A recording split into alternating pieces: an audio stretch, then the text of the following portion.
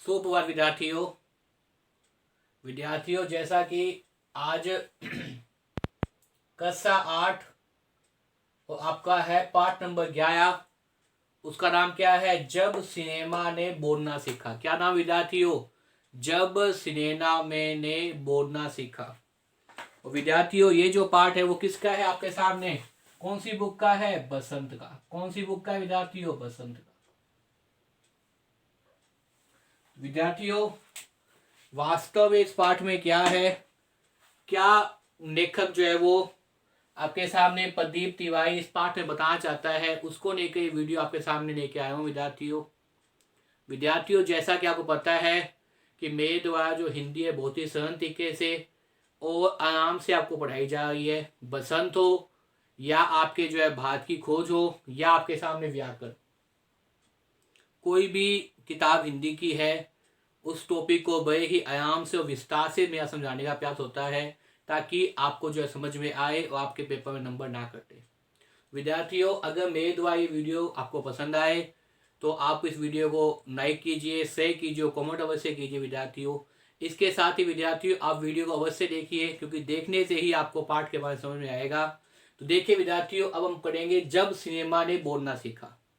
जैसा कि नाम से पता है पाठ नंबर 11 बसंत का है। जब सिनेमा ने बोलना सीखा। क्या सीखा भाई? जब सिनेमा ने बोलना सीखा। तो इस पाठ में प्रदीप जी जो है लेखक लिखने वाले प्रदीप तिवारी। लिखने वाले कौन है भाई आपके सामने? लेखक कौन है इस पाठ के? वो कौन है? प्रदीप तिवारी।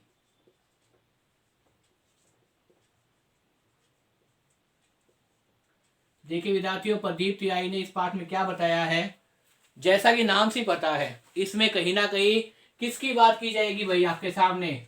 पूरे पाठ के अंदर सिनेमा की बात की जाएगी कि जो सिनेमा के अंदर जो फिल्में थी वो किस प्रकार की थी, उसके बारे में जो है वो पाठ बताएगा आपको। कहीं ना कहीं आपको आपके जो आसपास में जो सिनेमा है जिसे हम थिएटर बोलते हैं उसके इतिहास को बताने का प्रयास करेगा।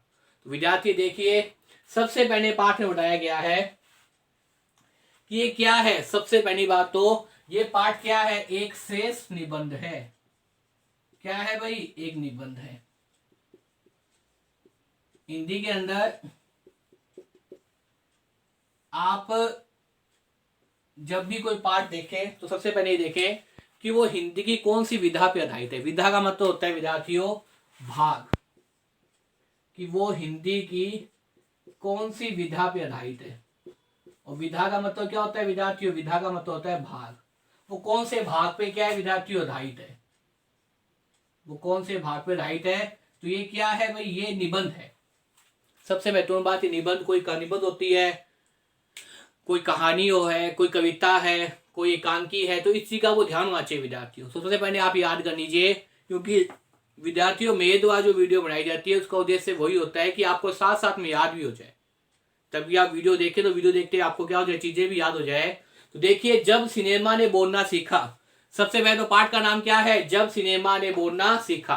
किसने लिखा था? प्रदीप तिवारी ने। किसने लिखा था? प्रदीप तिवारी ने। और ये क्या है? एक निबंध। क्या है भाई? एक निबंध है। इस निबंध के माध्यम से क्या बताया गया है? उसने सिनेमा के बारे में, फिल्म के बारे में बताने का प्रयास किया है। देखिए विद्यार्थियों आगे इस निबंध में लेखक ने मूक फिल्मों के बदलते स्वरूप और सवाक फिल्मों के आगमन का सुंदर चित्र प्रस्तुत किया है। सुंदर चित्रण बताया आपके सामने। लेखक ने निबंध के प्रारंभ में देश की पहली सवाक फिल्म आनम आया। देश की पहली सवाक फिल्म कौन सी फिल्म थी भाई? देश की पहली। लेखक ने निबंध में भारत देश की पहली सवाक फिल्म कौन सी थी विद्यार्थी आपके सामने? याद कर लीजिए, आनम आया। कौन सी थी भाई आपके सामने पहली फिल्म? पहली फिल्म थी आपके सामने आनम आया।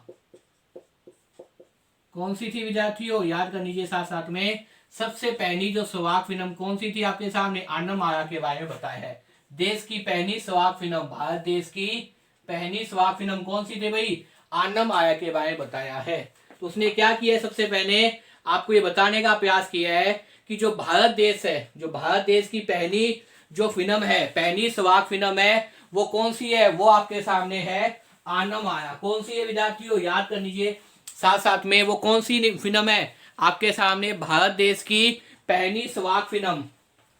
भारत देश की पहली स्वाक फिल्म कौन सी है भाई? वो है आपके सामने आनम आया। वहीं से ये पाठ आपके सामने शुरुआत किया गया है, वहीं से आपके सामने पाठ जो है वो प्रारंभ किया गया है। अब देखिए विद्यार्थियों, आपके मन में एक प्रश्न उठ रहा होगा, क्योंकि मुझे पता है साथ साथ में विद्यार्थियों के मन में कौन सा प्रश्न उठ रहा है। आपके सामने ये उठा होगा, स्वाक फिल्म क्या है?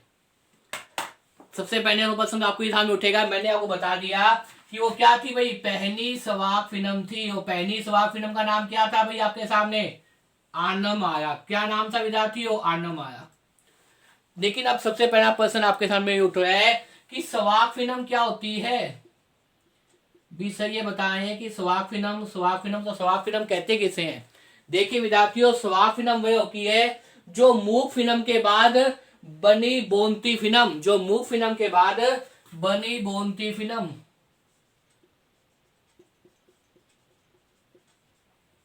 मूक फिल्म के बाद, मूक फिल्म के बाद बोनती फिल्म। देखिए मूक फिल्म के बाद बोनती फिल्म, देखिए मूक फिल्म के बाद बोनती फिल्म का मतलब ये है, मूक फिल्म के बाद, मूक का मतलब होता है, सबसे पहले विद्यार्थी आपको बताऊं मैं कुछ बातें, कि सबसे पहले जो भारतीय सिनेमा है, भारतीय सिनेमा के अंदर सबसे पहले किस प्रकार की फिल्में बनती थी? वो बनती थी आपके सामने मूक फिल्में।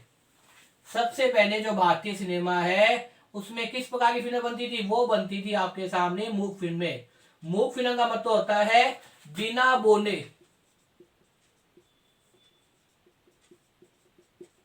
केवल हाव भाव से बताना।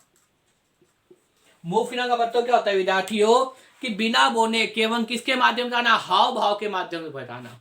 क्योंकि उस समय भारत के पास इतनी ज्यादा टेक्नोलॉजी नहीं थी, इतनी ज्यादा तकनीक नहीं थी, इसलिए भारत सबसे पहले कौन सी प्रकार की फिल्म बनाया था? मूक फिल्म में।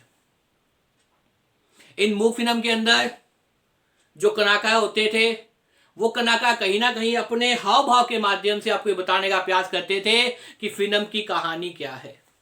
लेकिन धीरे धीरे जैसे जैसे विकास होता गया, जैसे जैसे भारतीयों के वो नवीनतम तकनीकी ज्ञान का अनुभव हुआ, वैसे वैसे भारतीय सिनेमा में क्या आया भाई? परिवर्तन आया।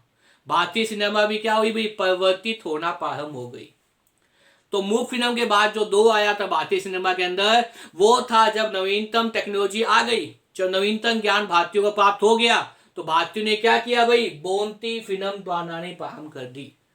तो इस प्रकार से इसे क्या बोलते हैं? अवाक फिल्म बोलते हैं। और याद कर लीजिए विद्यार्थियों कि भारत देश की पहली स्वाक फिल्म, स्वाक होने का मतलब बोनती हुई फिल्म कौन सी थी? आनम आया।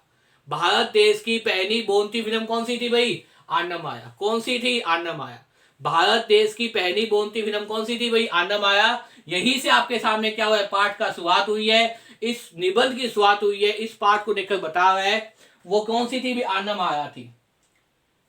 जो इस प्रकार से थी, वे सभी संजीव और सांस ले रहे थे, 60% बोल रहे थे, 18 मुर्दा इंसान जिंदा हो गए, उनको बोलते बातें करते देखे। 14 मार्च 1931 को भारतीय सिनेमा के इतिहास में सबसे बड़ा और सबसे चमत्कारी दिन था। कौन सा दिन था विद्यार्थियों? 14 मार्च 1931 का दिन। याद कर लीजिए विद्यार्थियों, एक फिगर आपके सामने है, 14 मार्च 1931 का दिन।